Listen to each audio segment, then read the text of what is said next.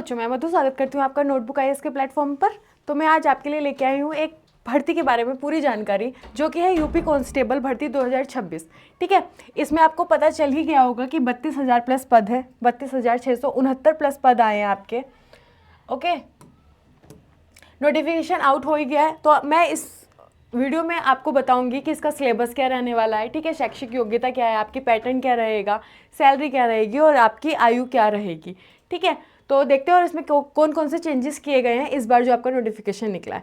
तो आपके new year के साथ बहुत सारी नई भर्ती भी आई है, तो आप जम के तैयारी कीजिए, मेहनत कीजिए और हमारे साथ बने रहिए, है ना। चलो, तो नेक्स्ट देखते हैं इसमें क्या है, जो कि मैंने अभी आपको बताया। क्या ये पुलिस भर्ती में आप इसका फॉर्म जाके भर सकते हो, यूपीपी करके एक साइट आएगी, वहाँ पे गूगल कर लेना। ठीक है, वहाँ से आ जाएगा।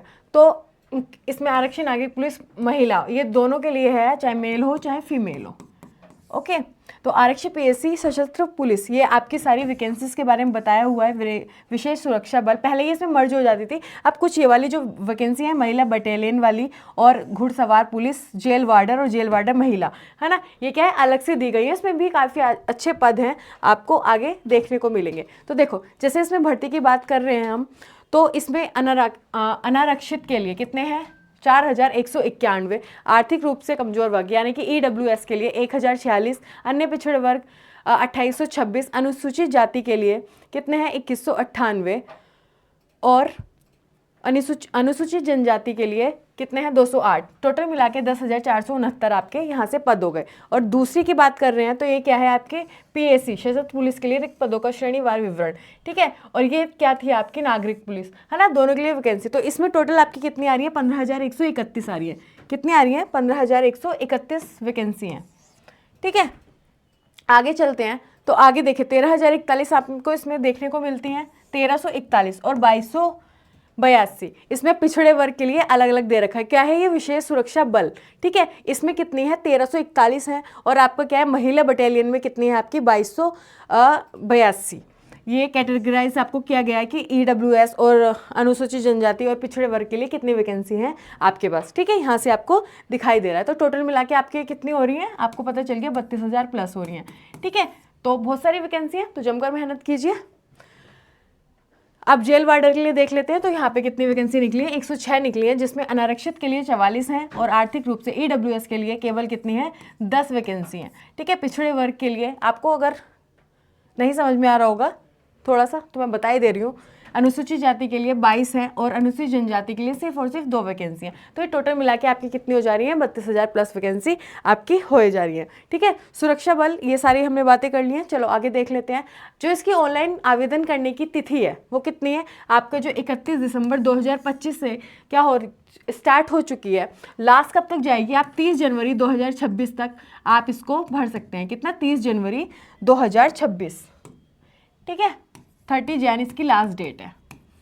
ओके, क्या है 30 जैन इसकी लास्ट डेट है। भर देना, बच्चे काफ़ी बैठे रहते हैं कि अभी तो बहुत टाइम पड़ा है, भर देंगे, पर लास्ट में क्या होता है, जो आपकी साइट होती है उसमें बहुत सारा क्या हो जाता है, नेटवर्क इशू हो जाता है ना, तो नहीं भर पाते। तो आप जितनी जल्दी हो सके उसका फॉर्म भर दो, आखिरी डेट तक नहीं रुकना चाहिए। आवेदन शुल्क जमा करने की तिथि कितनी है, 31/12 से ये भी 30/26 तक की है। ठीक है, 30 जनवरी तक की है कि आप शुल्क अब जमा कर सकते हैं। और 2 जमा किए गए शुल्क के समायोजन की तिथि कितनी है, 2 फरवरी तक है। तो आप इसको रीचेक कर सकते हैं।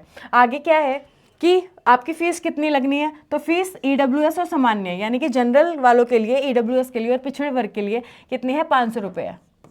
ठीक है, ओबीसी, ईडब्ल्यूएस और जनरल के लिए कितनी फीस है आपकी, 500 है। और अनुसूचित जनजाति और जानी यानी कि एससी और एसटी को कितने पे करने होंगे, 400 पे करने होंगे। चलो नेक्स्ट पे देखते हैं, ये आप यहाँ से पढ़ लेना। ठीक है, प्रमाण पत्र आपका होना चाहिए आपके पास। आवेदन करते समय व्यक्ति को अपेक्षित शैक्षिक अर्हता अवश्य धारित करनी चाहिए तथा इसकी अंक तालिका अथवा प्रमाण पत्र तस्में उसके पास उपलब्ध होने चाहिए, है ना, प्रमाण पत्र आपके होने चाहिए। और हाँ, आपको बता दूँ ये कितनी, आपको 12th पास होना चाहिए इसके लिए। ठीक है, ये नहीं कि 12th पास होने कि आप अपियरिंग में या आपके 1 महीने बाद 2 महीने बाद रिजल्ट आएगा, नहीं, आपने 12th पास कर ली हो जब ये वैकेंसी निकली है आपकी। ठीक है, इस बात का आप ध्यान रखना। चलो, लड़कों की जो एज दी है, एज का क्राइटेरिया क्या है, 18 वर्ष। ठीक है, 18 ईयर लड़कों की है और 2 जुलाई 2003 से पूर्व तथा 1 जुलाई 2007 के बाद नहीं होना चाहिए। ठीक है, तो 18 वर्ष होनी चाहिए। और लड़कियों की है 18 वर्ष से, इनकी कितनी है 18 वर्ष से 22 वर्ष तक होनी चाहिए लड़कों के लिए। और लड़कियों की कितनी आ जाएगी यहाँ पे 18 से 25, कितनी आ रही है 18 से 25। ठीक है, 25 होनी चाहिए। नेक्स्ट, बाकी अधिकतम इसको आपको पता ही है कि SC और ST को वो दिया जाता है कोटा, तो उसके अंदर आ जाएंगे, तो आपके 3 साल और 5 साल ऐड हो जाएंगे उसमें। ठीक है, ये सब उसी के बारे में आप पढ़ लेना एक बार।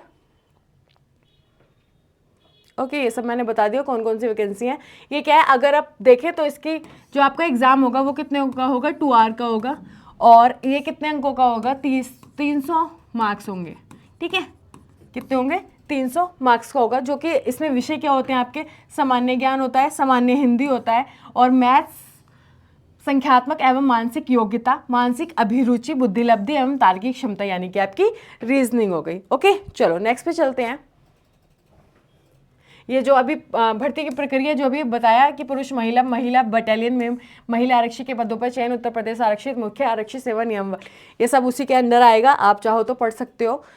ठीक है, मैं आपको इंपॉर्टेंट चीज़ें बता देती हूँ। अगर आप यहाँ पे आपका जो PET और PST होता है उसकी बात कर लेती हूँ, है ना। PET मतलब दौड़ भाग आपका हो गया, PST की आपकी फिजिक क्या है, ठीक है, उसके बारे में कितनी है। पिछड़े, सामान्य और अन्य पिछड़े वर्गों, अनुसूचित जनजातियों के पुरुष अभ्यर्थियों के लिए न्यूनतम ऊंचाई 168 सेंटीमीटर होनी चाहिए। कितनी, 168 सेंटीमीटर होनी चाहिए। और जो अनुसूचित जनजाति है उनके लिए कितनी चल जाएगी, 160 चल जाएगी। ठीक है, अब नेक्स्ट की सीने की बात करते हैं, तो बिना फुलाए कितना होना चाहिए, 79 होना चाहिए, और फुला के 84 होना चाहिए आपका। ठीक है, और जो अनुसूचित में वो कितना होना चाहिए, बिना फुलाए 77 और फुला के 82 होना चाहिए। ठीक है, 5 सेंटीमीटर सीने का फुलाव अनिवार्य है ना। अब महिला की बात कर लेते हैं, तो इनकी ऊंचाई कितनी होनी चाहिए, 152 होनी चाहिए।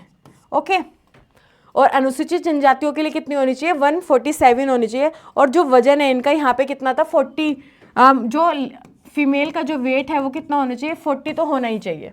ठीक है, पता चला कि आप इतने कमजोर है, आपको कोई धमका के चला गया, तो इसके लिए क्या होना चाहिए, ज़्यादा होना चाहिए, 40 तो होना ही चाहिए। अब यहाँ पे बात करते हैं कि दौड़ भाग की, है ना।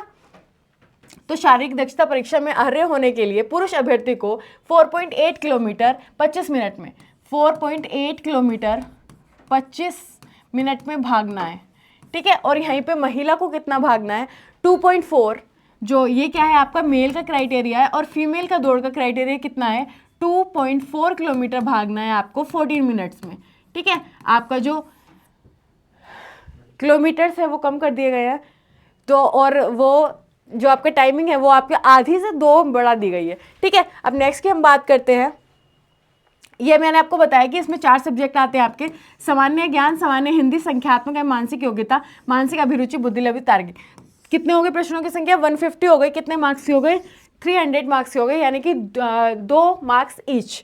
ओके, तो बाकी ये आपका सिलेबस रहने वाला है सामान्य ज्ञान का। ठीक है, यहाँ से पढ़ लेना, ये आपका जनरल हिंदी का सिलेबस है, और इसके बाद ये आपका संख्यात्मक यानी कि मैथ्स का है, number system, simplification, decimal, fraction, highest common factor, HCF, LCM, ratio and proportion, percentage, profit and loss, compound interest, time and work, tables and graphs, और समय और दूरी, है ना, time and distance, partnership, discount, simple interest, mensuration, और अंकगणित संगणना। ठीक है, मिसलेनियस, ये आपका क्या हो गया, मैथ्स का सारा सिलेबस हो गया। इसमें क्या होता है, ये तार्किक आरेख मतलब रीजनिंग टाइप के भी आपके क्वेश्चन मैथ में इंक्लूड कर दिए जाते हैं। ओके, तो ये सारा मैथ्स का सिलेबस है, यहाँ से आपका रीजनिंग का सिलेबस है, ये आप देख सकते हैं। ठीक है, चलिए, तो मैंने आपको बता दिया किस वैकेंसी के बारे में बताया, कांस्टेबल की। तो मैंने इसमें आपको क्या बताया कि आपकी 12th पास होनी चाहिए, है ना, 12th आपका क्या होना चाहिए, पास होना चाहिए। तो आप इसके लिए जम के तैयारी कीजिए और बने रहिए नोटबुक IAS के साथ, हम इसकी आपको बेहतरीन तरीके से तैयारी करवाएंगे। चलिए, आज के लिए इतना रखते हैं, और कोई वैकेंसी आएगी उसके बारे में मैं ज़रूर लेके आऊँगी आपके लिए सबसे पहले बताने के लिए। तो और जैसे कि आप जानते हैं मेरी क्लास चलती है 4:30 बजे, ठीक है, जिसको आप ज्वाइन कर सकते हैं। चलिए, आज के लिए इतना ही, थैंक यू सो मच।